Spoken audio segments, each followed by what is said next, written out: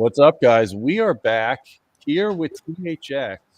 We got a bunch of people from THX today because we want to talk about their technologies, their certifications, all the great stuff that make the THX product what it is. We got Jason Fiber, we got David Dever, Dever, I'm sorry. And of course, Stephen Martz. You're no stranger to the channel. You've been on our show before. Awesome to have you guys.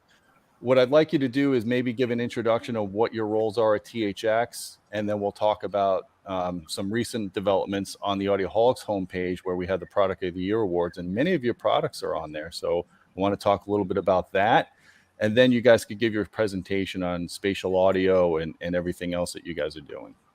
Sounds great.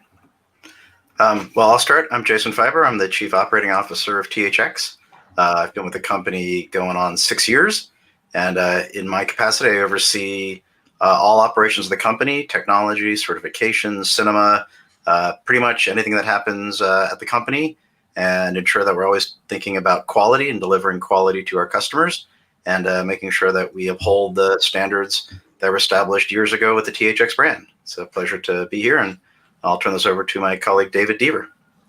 All right. Hello, I'm Dave Dever. I'm the Vice President of the THX Mobile Group. I manage the team responsible for integration of our THX spatial audio processing solutions into consumer electronics devices, laptops, mobile phones, and speaker bars, among other things.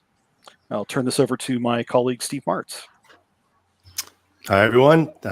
Thanks for having me back again, Gene. Yeah. Steve Martz, VP of Global Technology for THX. I'm in charge of certification and other technologies related to home theater as well as cinema. And it's great to be back again. Steve, I got to ask you one favor. Can you say, I don't care if you're innocent, in your best Tommy Lee Jones voice? I don't care if you're innocent. Nice. We got a celebrity here. That's awesome. It sounded more like Arnold than Tommy. It does. Got to work on the voice. Austrian Look, Tommy. You got the look down packed. You got to work on the voice. Okay. Get to the chopper. No, you're right. Get to the chopper. Anyways, guys, so I wanted to announce, if anybody hasn't seen our homepage of audioholics.com, I just posted the Product of the Year award winners. 3 out of the 8 products are THX certified. What's going on with that? I mean, for years, it's been kind of silent. We haven't heard a lot from THX. Now, all of a sudden, we're getting all these ass-kicking products. The Perlison Dominus level THX certified speaker, the Arendelle Sound THX certified speakers, and the Monolith 16 and 13-inch subwoofers that are both THX and measure impeccably well. Has stuff changed at THX, or just people are getting back, or are you guys getting your mojo again? I don't know. I think people are like, really getting back into home theater. Like, we have, been at home a lot recently, right? And so it's been something that's really been, we've been really, proud of the partners we have. I mean, these guys are great, right? They make great product. We know they're really awesome to work with, and we're happy that that work shows up in awards and in recognition, kind of like here at Audioholics. So yeah, I was getting partners. I was getting kind of tired of writing that article with all the THX stuff, and I'm like, what is going on here? But it just happened to be. These are some incredible products, and even your integrated amplifiers. I mean, there's some real innovation going on here. And what I want to do is I want to give you guys control of the presentation here, so we could go over the THX slideshow that you prepared, which we have here, and then we could kind of go over, an overview of what's going on. All right. Well, happy to get started here. And again, thanks for having us. And, if you ever get tired of writing about THX, I'll make sure we send you some coffee, because we certainly appreciate the love and, are excited to and proud of the accomplishment. So thanks for that. I'm a huge coffee fan, so I won't turn that down. Here's a legal disclaimer. I'll now go ahead and read every word of it to you. That was sarcasm, of course. So, I assume most people watching are already familiar with THX, but for the few of you that are not, THX was founded nearly 40 years ago by a guy named George Lucas. He was not happy with the way that Star Wars looked and sounded in the movies, and as a result wanted to create a strategy to improve the quality of auditoriums. And so THX was born to ensure that those theaters that met George's rigorous standards were awarded a THX certified plaque and a differentiating strategy in the marketplace to be able to sell tickets that were into THX certified theaters, and it really established the brand as a mark of high quality.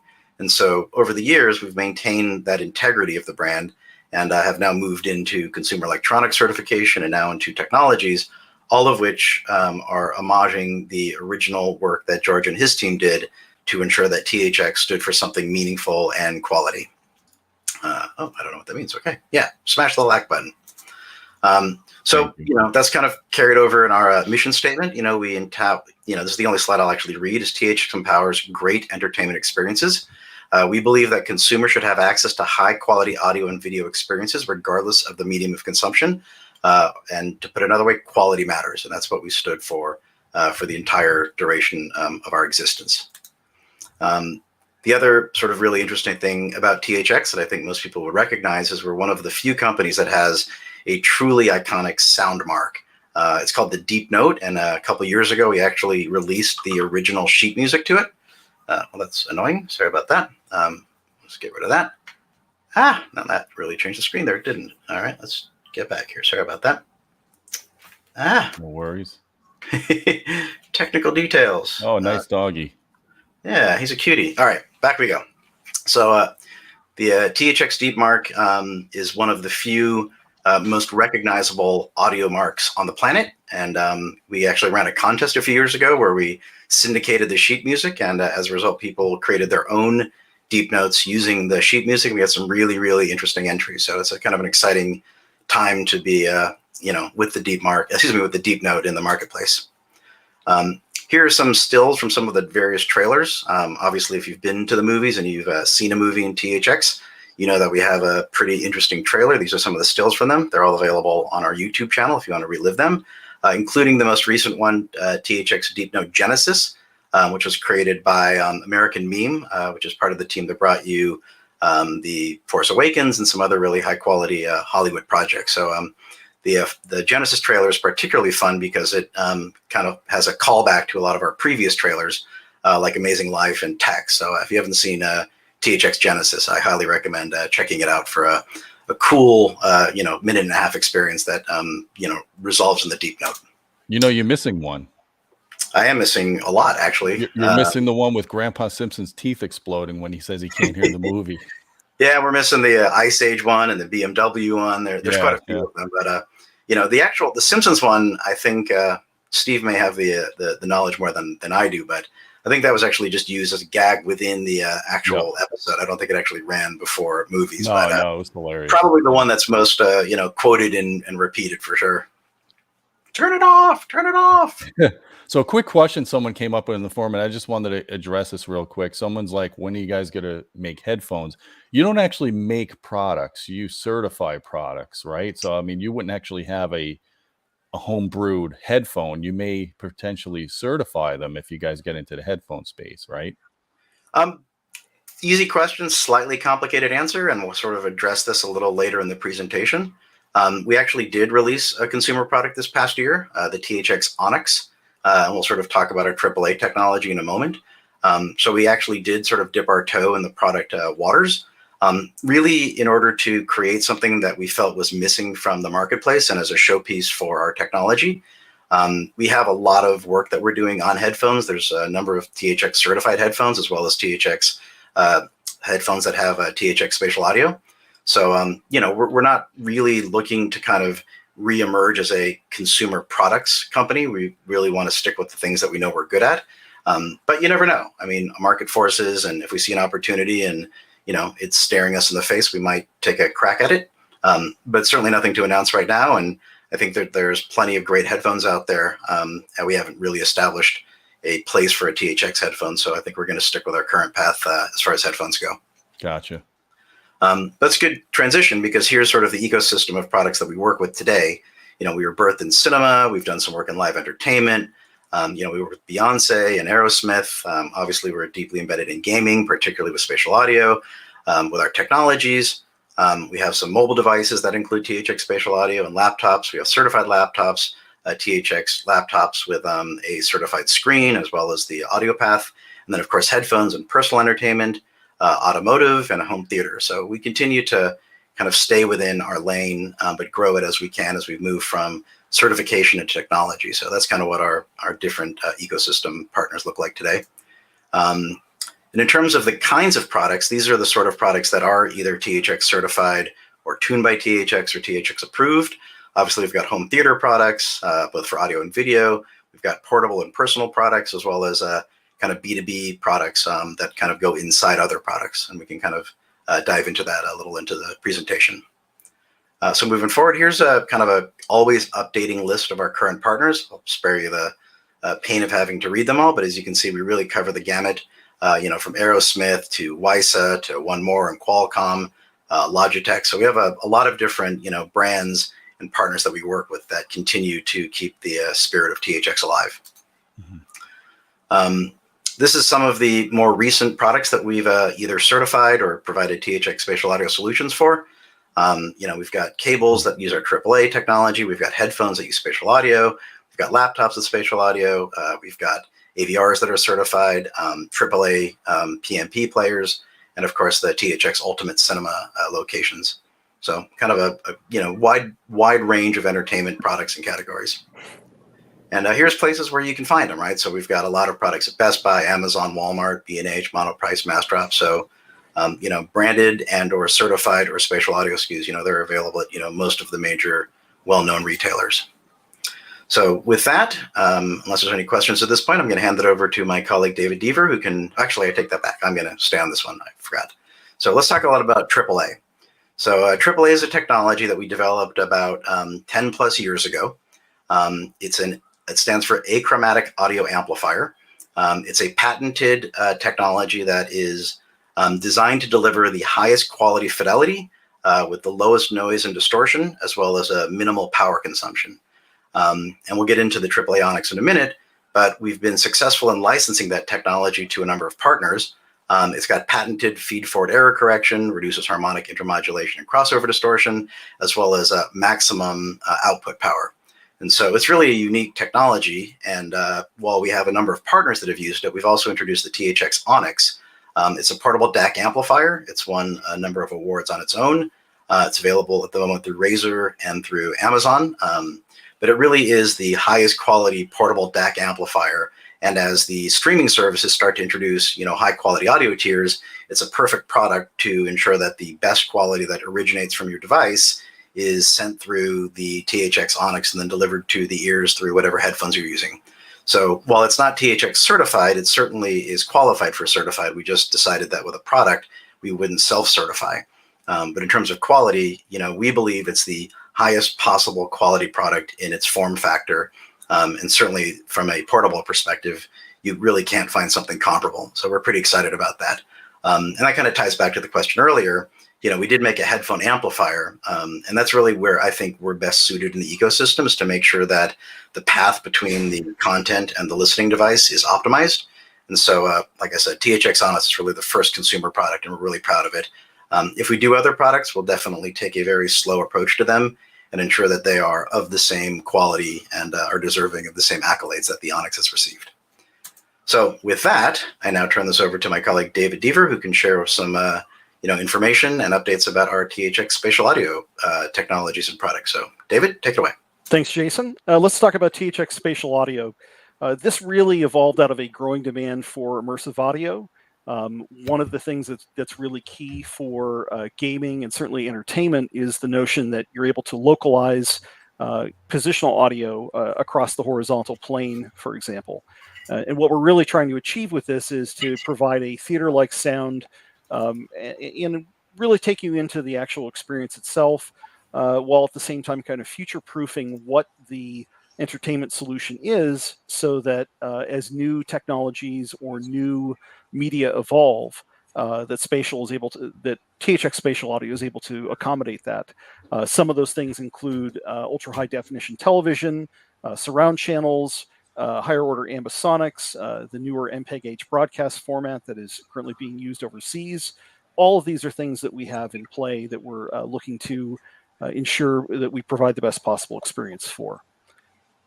Some of the products that we cover within spatial audio include things such as gaming headphones, mobile handsets, specifically Android handsets or tablets, as well as PC Windows laptops. So let's talk about how we actually go through the process of bringing this technology to a typical end user.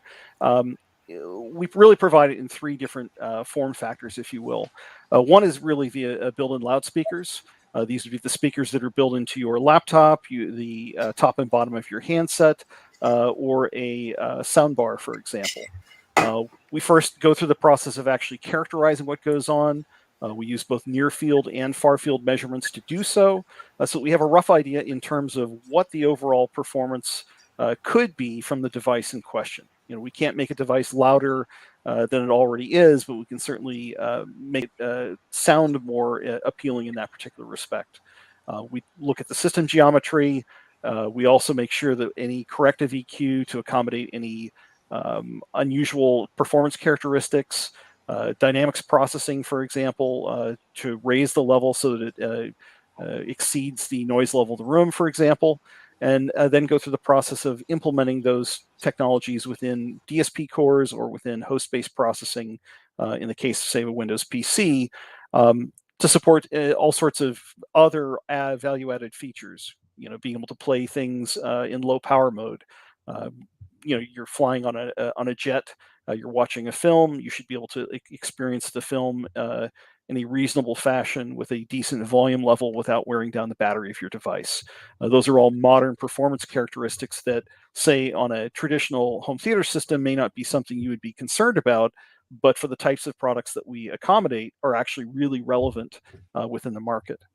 On the gaming headset side, if you think about it, headsets or headphones are effectively ear-mounted speakers to a large degree, but the key thing is really the microphone element. And we go through the process of characterizing that as well, making sure that anything relating to echo cancellation or noise reduction is appropriately tuned, as well as to provide any kind of offset or EQ and dynamics processing for the microphone. In some cases, we may have content presets that go along with the speaker path, the playback side.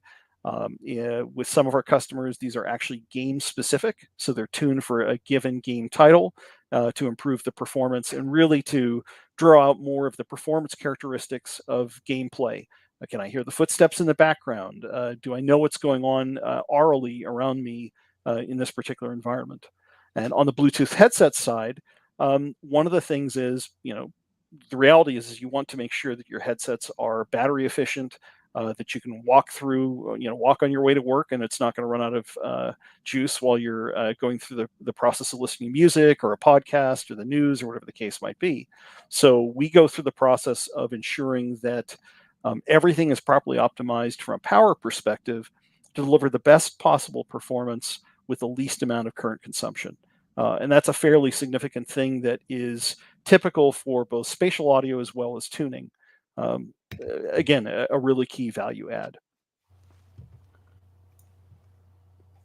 Cool. I'm going to turn this over to my comrade, Steve Martz, who can walk through consumer electronics and cinemas as we see them from the THX perspective. Thanks, Dave. I was able to do a deep dive a few months ago here on Audioholics. I was very happy to do that and talk about THX certification. So if you want to know a little more than what I present today, go back to that episode and check out what we have to say about that. I'll link it up in here as well so people can refer to that. Oh, great. Thanks. Well, THX is, as Jason mentioned, we're coming up on our 40th year here. And, we started with looking at, establishing specifications and bringing sort of a brand of quality to experiences. And in that case, it was cinema and then home theater shortly thereafter. What we do is try to sort of establish a premium experience and a repeatable premium experience. We can do that through specifications and technologies and things. And I think customers really gravitate towards our brand. In fact, when they're trying to make a purchasing decision and they're not really clear about whether I want this one or that one, they look for something that sort of resonates with them, that sort of helps them with their purchasing decision.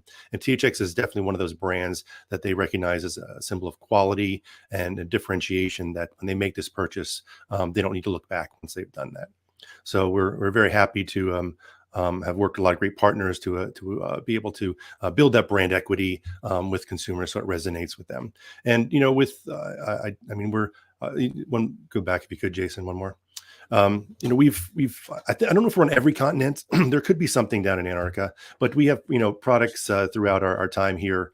Where we've in all the different markets and entertainment experiences where people are able to access THX certified products and purchase them throughout the globe. So we're very happy to be a globally recognized brand that people can look to when they want to make sure they have great audio and video experiences. So next, please. Speaking of great partners, here's a very short list of the wonderful companies we've been able to work with over these years. Some for many decades, and some just recently. Like Eclipse and Onkyo, we've been working with them for quite a long time, and are happy to hit after hit after hit working with these companies. So that you just look for that brand and the THX certification. You got a great product out there.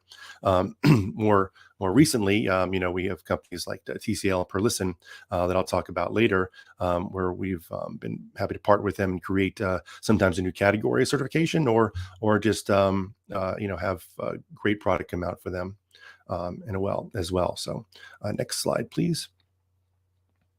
And as Gene said at the top of this, one of the things that we are so proud of is to have product that does receive awards. Here are some other products that have either Forbes awards or Hi-Fi Test Awards or Tech Radar, and but certainly we are very, very proud to be mentioned in the products of the year here for Audioholics. So thank you for that.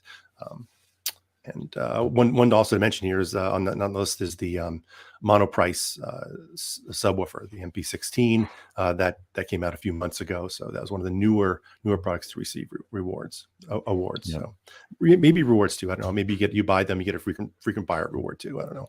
We'll talk to Per Listen, see what happens. For us, looking at home theater, when we first started the program, it was just, home theaters. What does that room look like? What are the specifications and requirements for that space to deliver a premium experience? And that was what we now call Ultra. It was generally a 3,000 cubic foot room with about a 12-foot listening distance. Our specifications were designed around that, the output, the distortion, the coverage, and all these different things that had to go into designing that. But people experience entertainment in a lot of different areas, so we evolved our categories of performance. And you see Select there for a smaller room, and a Compact for even smaller there, so 1,000, 2,000 cubic feet. 8 and about 10-foot listening distances. And so, those become sort of the primary, most popular type of categories. I'd say Select, Ultra, probably the most popular ones there for us as far as people buying THX certified product. And then if you check out the other podcast, I talked a lot about Dominus. That's our newest category for pretty much a doubling of that size of the Ultra size room, where it's about 6,500 cubic feet and up to 20-foot listening distance. And it requires a lot more power from all the different systems, from the amplification and from the speakers. So you get about a doubling in output in those systems there. And with this the Per Listen, the S7T, the tower that's on the product of the year list, you can't. It's hard to find a better performing product for this category. They do really, really well. And I can tease that tomorrow we'll have another announcement on another Dominus product. Yeah, we'll have an article on that as well. One question I have for you is how sometimes I see a speaker that says THX certified. I think like the Arendelle or Arendelle, however you want to say it, doesn't say what level of THX. What can you excuse me? What can you assume the level is when you see that it's THX certified? You'll see the level. I mean, there's a lot of places that you'll see that product on the outside and the on the market materials that are inside the user manuals. And then also on our website, you can find that there.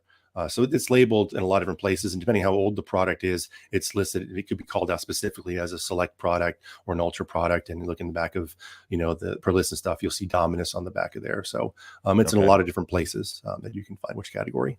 So we'll look for a website. That's probably the best way to go and find out what level of category that they're in. So, gotcha. Next slide, please. we look at entertainment in a lot of different areas, and I think you mentioned headphones earlier. We have people asking us for specifications and certification in different areas, and one of the fastest growing areas was headphones, right? So we developed a program for that, so that we could work with work with partners and bring a high quality headphone performance to users. So we look at a couple different things in this. There's the kind of very straightforward, ubiquitous things when you look at audio quality, and you're really looking at frequency response. And so how does this respond? Are you getting too much of something or too little of something? What is the response to the drivers? How much output are you getting for that? Or you have to, you're getting enough. Is it too much distortion for the level you want? You pair that with a AAA, a THX Onyx AAA on DAC, and you're sure to get enough output on that one. And then isolation for these closed ear kinds. You want to make sure you close off the outside, especially for earbuds and for closed ear types of products. So next category, please. And THX, we love gamers. We're gamers ourselves, and we're aware that the users are not just are playing on so many different devices. You play at home, and I play at home on TVs, and I'm looking to make sure that when I'm playing at home, that I have nothing in between me and my game experience, that there's nothing holding me back from playing at my best. And one of the things we've done is adding to our THX certified displays is add a THX game mode. And that delivers all the great imagery, but it also focuses the performance on gamers and minimizing that lag and response time, so that there's nothing between you and your objectives. So next, and that's that.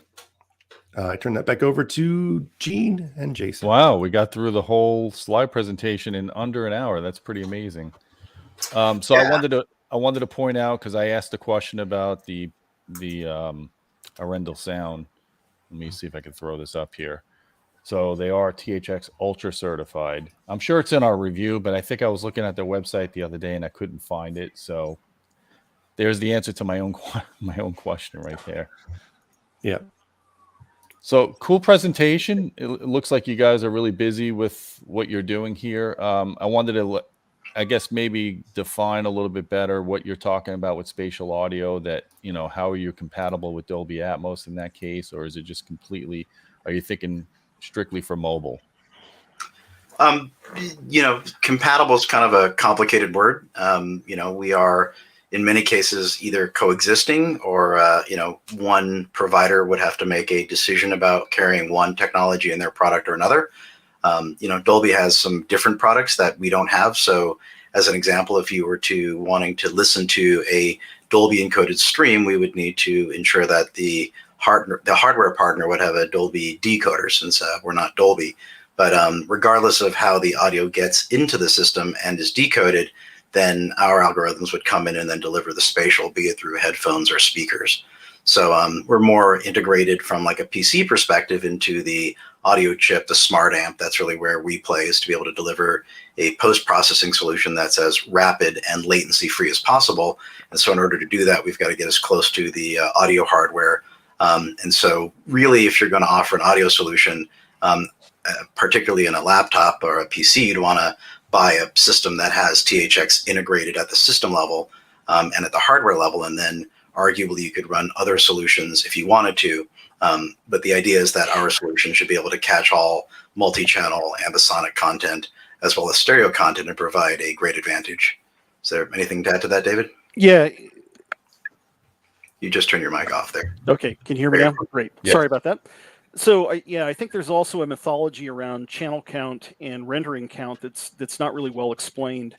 For example, in the old hardware home theater days, it was 5.1 channels, 5.1 speakers. I've got front lefts, front rights, center, and surrounds, and a subwoofer. But the reality is that because our processing power has become much more available in mobile handsets and PCs, it's much easier to take an arbitrary number of channels and then render those and position them in specific areas around the sound field. For example, on a PC laptop, you generally have 2 speakers, but our solution can handle 5.1 or 7.1 or higher order ambisonics type streams, while still being able to take those and position them in such a manner that you've got an immersive experience with just the laptop speakers. The same thing applies to a pair of headphones. The binauralization process really is a case of taking emitters or objects or whatever else from a variety of positions and providing as best as possible a mechanism to localize those within the sound field with simply 2 transducers.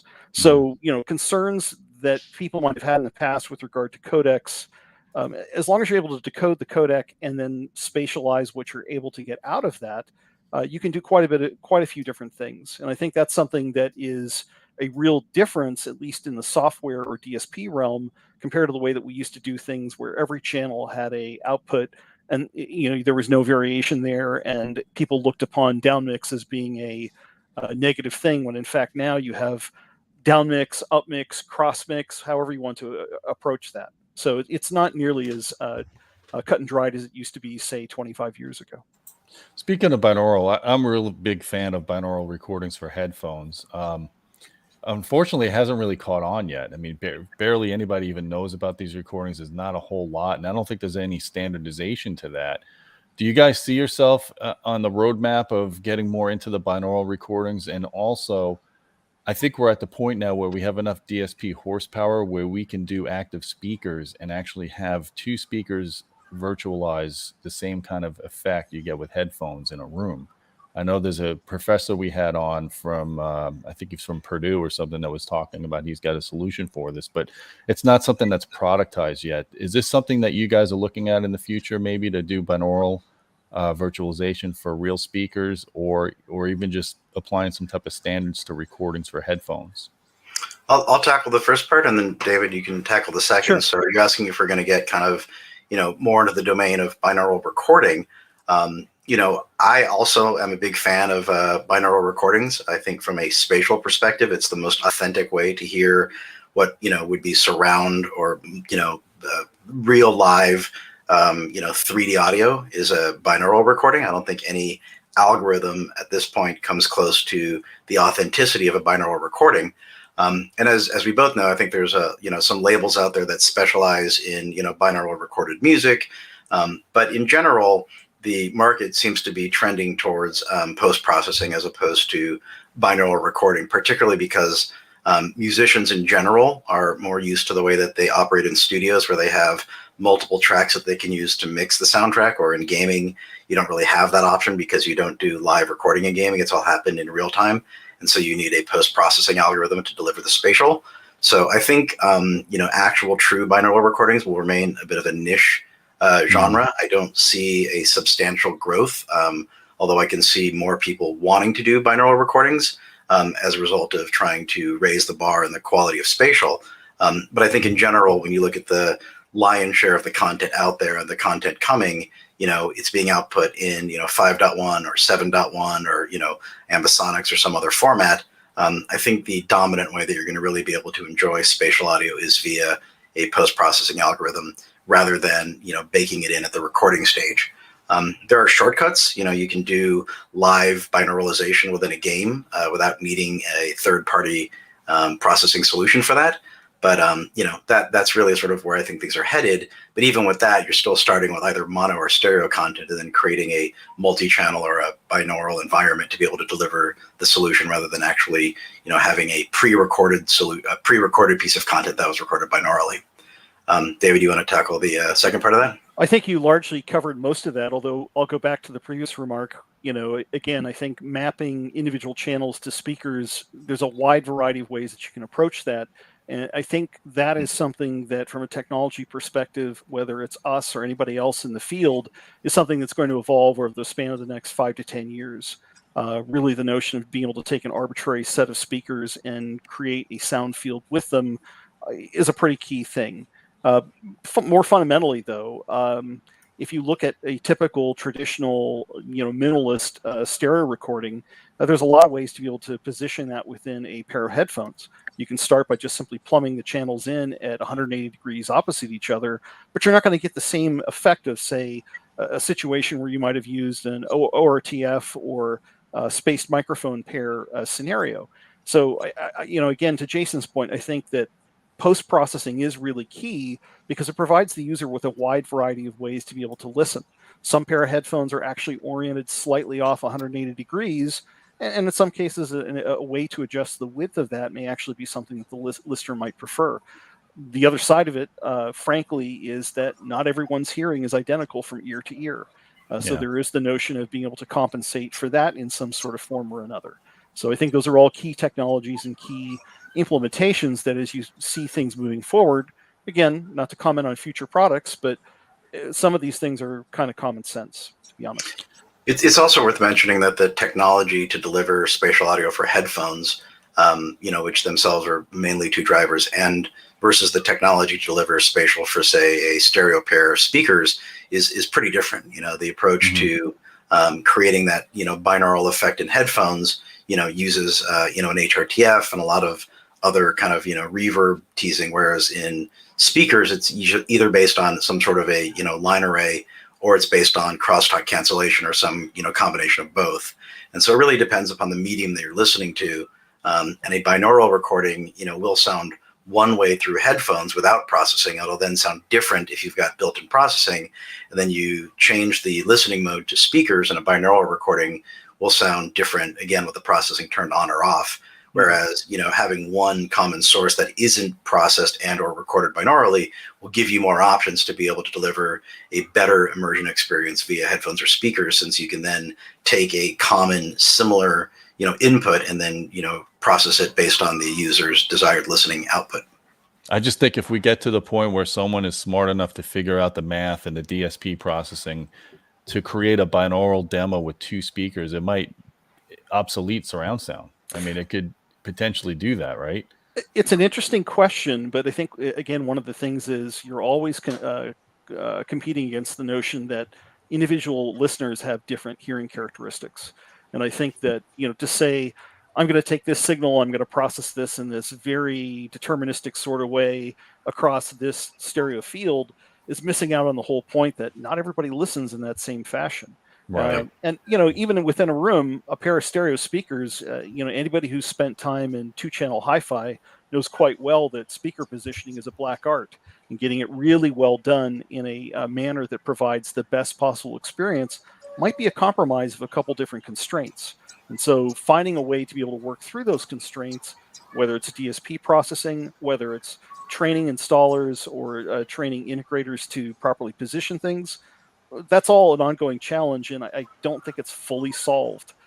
Certainly, Steve can comment to the fact that the notion of training folks to be able to properly tune a home theater or a large cinema is itself a challenge.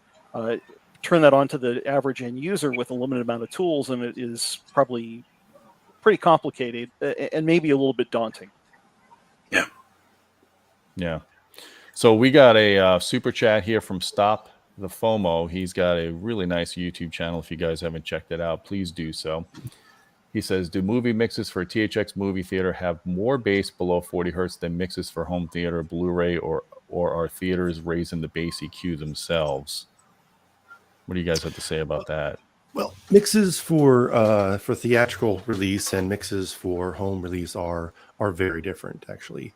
Once you get into theatrical and that's released, there are SMPTE standards and other requirements for the band frequency band at which each channel, much the same way as home, right? So there's a lot larger speakers in cinemas, so there's a certain amount of leeway given to different channels based on their size and their location. So screen channels actually roll off higher. They don't have full bandwidth. They don't have full bandwidth extension down to 20 hertz. Well, the channel in a Blu-ray does have extension down to 20 hertz. So you actually there could be more information there, but it's remixed for the home for these Blu-rays. So it's a different product. Actually back in the day they weren't necessarily remixed, and we actually had a filter called Re-EQ that you put on top of that, sort of adjust for the cinema mix when you're played back in the home. But now, all the studios make products specifically for your Blu-ray release. So the answer is More information, yes, but it's specific. It's designed specifically for that. And you have bass management at home as well, so you actually get to hear those frequencies. Those frequencies below with crossover of 80 hertz are directed to the subwoofer and replayed back. And if you weren't paying attention to that, there's extra bass there from the theatrical mix. You might hear some either artifacts or extra bass, or they're trying to compensate for something that's on a theatrical mix versus the home mix. So while we're on the topic of bass management, this comes up all the time, and I tell people 95% of the time use the 80 hertz crossover that THX researched 20 or 30 years ago with Thomas Holland. Holman, sorry. There's a lot of reason. Holman, thanks. There's a lot of reason for the 80 hertz. I know there's people that think, oh no, I should turn my center channel on large, and they have like 2 6.5-inch woofers, and they think that they're going to hear extra bass localized at that speaker better than they would if they dumped the bass to subwoofers that are designed for that. I want to hear you guys tell our audience that you should not be doing that 95% of the time, all your speakers should be set small, and you should have a separate channel for bass, properly strategically located subwoofers in the room. So why don't you guys give us a little bit on that? This is a Steve Marks question. Yeah, that's how much time do we have? Do it in 5 minutes. A really, really big question, right? Yeah, right. So just touch on it a little bit. Because and I'm pretty much semi joking about the time, because it is a as you mentioned, a topic that people talk a lot about. Bass management, subwoofer location, room modes, acoustics. We really got to get in all that together to talk about how this stuff all works together. So there's a couple different aspects of 80 hertz. Some of it is psychoacoustically, not being able to localize frequencies in that bandpass region. So you're saying, okay, now up below that, I'm not able to sort of locate where my sub is. So that's an advantage to having a dedicated crossover frequency, saying that everything goes down into the subwoofer at these frequency bands. And it actually, one of the the earlier benefits was a subsat system, right? So you have a smaller product that is designed to be easily placed in any other lots of parts of your home theater, whereas the giant box can be focused in placed in a certain number of areas. I mean, if you have giant towers, you're probably gonna put those left and right, but you could do giant towers all around on the ceilings, wherever you want. That is certainly possible. But the subsat process allows it to be more accessible to a lot of people, especially when we're talking about these ultra-sized rooms and such, and you're not building a giant theater. And in cinemas, like we said earlier, they put the big speakers up, right? Giant arrays of speakers on the side, really huge, double 15, low frequency enclosures at the bottom for the screen channels. So there's a lot of different things there. So the advantages are, one, it gets you to concentrate the low frequency into a single, or we could go like really deep into the multiple sources. Let's talk about a single subwoofer. You put that all the energy in one place, and then you have a known source for these low frequencies when you're dealing with room modes throughout the room. So these room modes can come from different areas. You may have you're gonna put your seating at some point. You're gonna have a cancellation or a peak or some destructive interference, and a combination of all those things in these areas. So the subwoofer gives you a defined variable of knowing where this low frequency energy is coming from. So you can try to calculate and if you're home, you can sort of test where your seating is, where your subwoofer is, to find out sort of the best spot in that room is. And then we go into multiple subwoofer techniques of constructive, destructive interference, different strategies for that. That's where you might want to go large with some systems, like your left to right. You might want to have some towers there that go down to 20 hertz. Use those as a modal averaging, basically. In sort of the axial mode horizontally, right? It sort of averages some of that out. And then there's a lot of stuff to go into talk about it. But it is a significant advantage for economizing your speaker system. Buying large towers is significantly more expensive than buying a subsat system, and being able to focus your subwoofer, your room mode strategy with these boxes really helps. Right. So I'm curious, what is the THX recommended speaker layout for immersive surround sound? Are you guys optimizing your rooms for Atmos, or like using tops, or are you also implementing height channels for formats like Oro? I know there's not a lot of content for Oro. In fact, I could count on one hand how many Blu-rays I have that have Oro 3D and still have 3 fingers. Right.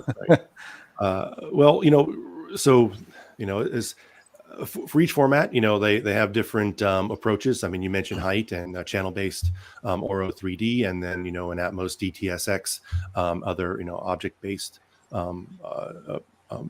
product. So when you're looking at Atmos, most of the rooms, if we think of our ultra-size room, which is ours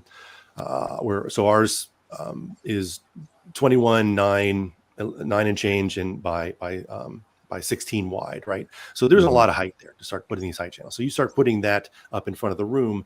We're looking at angular resolution, angular separation between channels to get sort of the to use the object-oriented strategy to sort of move objects between things. But if two speakers are literally right next to each other, it's hard to differentiate the difference between the two. And if there's a big gap and a small gap, so in the small room, we found it was very difficult to add height channels in a short ceiling height. It was better to do, let's say, in the size room I mentioned, a 714 type of format, where the 4 overheads, there was 30 some degrees between the left center right and then the top the front ones. So you got a good separation, you got good panning between the two. There wasn't a lot of smearing, so you could move objects very easily over top. So it worked very well with Oro, and height is very important to them. So finding that right point where you have a larger sound stage in front, it's channel based, right? So you have a really big sound stage. So it isn't always so much about panning over and moving things all around. It's about creating a giant sound stage and also having separation too. So if you can get that 30 degrees of separation between the channels, that would be optimal. It's difficult to kind of do that. So maybe it's even an in-ceiling speaker a little closer to you. Using a product like that to sort of just fill in. Well, they have in-ceiling speakers that have the angled baffle for the mid-range and the tweeter, so you could do something like that as well. Yeah. But think about angles. I guess was what the takeaway here is. So for all of these different formats, think about angles between your speakers to sort of make sure you're getting good separation. Yeah, and that's a good point. A lot of people want to stuff as many speakers as they can in a room, and you don't have enough separation of the channels. And when you run the test tones, you almost can't even localize the difference between a side channel and a top or a height if they're so close together. So I think it's less. Sometimes less is more. Sometimes doing 4 immersive speakers instead of 6 or 8 when you don't have the room to support it is the better way to go. Yeah, plus you have considerations around dispersion as well, and I think that's something that often gets lost. You're going to get a little bit better performance out of something that has slightly wider dispersion that you're able to constrain than, say, something that's a more tightly narrow dispersion that in fact doesn't cover the area it's supposed to. Right. So I think that's something that is worth examining in the context of how you handle things from ceiling speakers to stand-mounted speakers to speakers behind, whatever the case might be. So last question I have for you on immersive surround. Now that we've had discrete audio for about 20 plus years, are the dipole surrounds, are they out of style now? I don't think they work very well with discrete audio. I thought they were great when you had ProLogic and you had Dolby surround and you didn't have discrete. But now that we could actually have discrete channels all around us and have immersive audio with top layers, what do you guys think about the dipoles speakers? Is this something that you're not certifying anymore for surround channels? Well, they certainly still have their place, right? The goal for dipoles was to provide a way to replicate the immersive experience of an array in a cinema, right? So this dipole technology was just great at sort of providing a non-localizable channel source next to you. So you've got immersion, you didn't get localization. So it depends on your content, and I think what is your strategy for the room.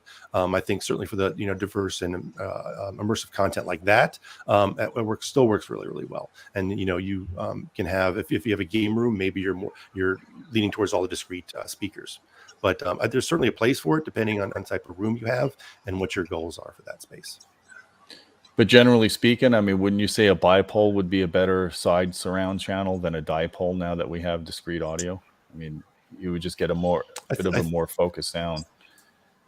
I think so the dipole and relies on destructive interference between the two channels, right? They're out of phase Right. with each other, so you're sitting in that null.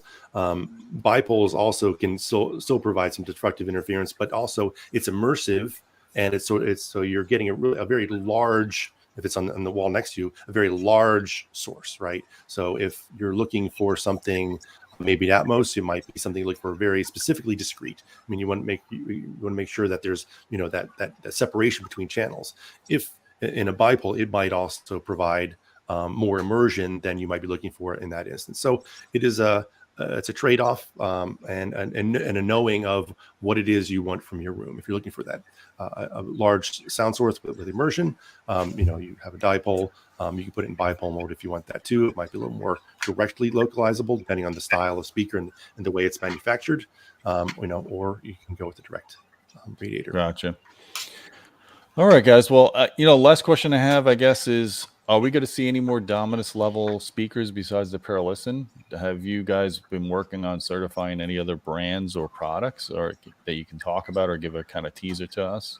On a teaser, tomorrow we'll have an announcement for Dominus. We have a partner that has made a fantastic product, and we're very excited about working with them. So stay tuned for tomorrow and look for that announcement. Awesome. Okay. Yeah, we'll have a article on the homepage tomorrow, and I'll put some teaser photos as well on our YouTube channel, so you guys can check that out. Appreciate you guys coming here, dropping knowledge with us on THX. It's always a pleasure talking to you guys. I always love seeing what's going on with THX. Congrats again on all the products that were in our Product of the Year Award article. I think we forgot to put the Onyx DAC, believe it or not. I forgot we reviewed that one, and that was a really great performer from our review staff. So I might actually do a last-minute edit on that article or do it in the YouTube video. Just awesome stuff, guys. Jason, David, Steven, really appreciate you guys coming here today and helping us understand more behind THX, because it always is kind of a mystery what you guys do, what your certification process is. But now we're seeing, firsthand how well these products are performing. So there's definitely something to what you guys are doing. Keep doing what you're doing. Well, greatly appreciate you having us. It's been a real honor and exciting to talk to you. Big fan of the channel. So thanks for having us. Appreciate that. Guys, don't forget about our Patreon channel at patreon.com/audioholics. We appreciate your support. You get direct access to us if you want to ask questions or suggest video topics. Again, I'm going to link down below our Product of the Year Award article, so you guys can take a look at that. I'll be doing a special YouTube video on that this week to go over more details on that. Again, a big thank you to THX. Appreciate having you guys here. Hope you have a great holiday going forward, and I hope you guys come back next year. Don't be a stranger to the channel. We'd be happy to. Thank you, Gene. Sounds awesome. good. Awesome. All right, guys. Well, until next time, my friends. Thanks, everyone. Keep listening. All right.